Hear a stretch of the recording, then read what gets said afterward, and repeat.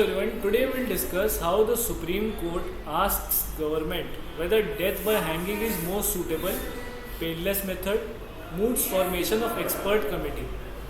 The Supreme Court of India on Tuesday suggested the formation of an expert committee to examine whether death by hanging is the most suitable and painless method to implement death penalty.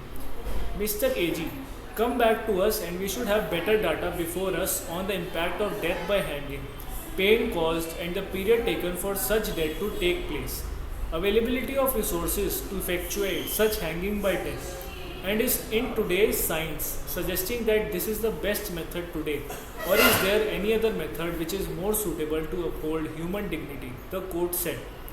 If the government has not undertaken such a study, then the Supreme Court suggested that it can form a committee to conduct a study into the same.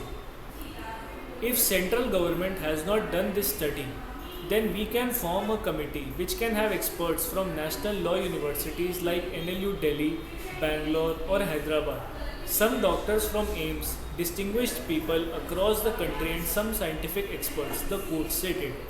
We may still come to the conclusion that death by hanging is appropriate, but we need to be aided by a study, the bench added. The top court was hearing a plea filed by Advocate Rishi Malhotra to do away with death by hanging and to instead adopt alternative methods like injection or electrocution, which he claimed were comparatively painless. The plea said it had categorically opined that hanging is undoubtedly accompanied by intense physical torture and pain. Malhotra, appearing in person, argued that the process in India of hanging till death is absolutely cruel and inhumane. Justice Narasimha said that there should be dignity in death and it should be as painless as possible, and hanging seemed to satisfy the same.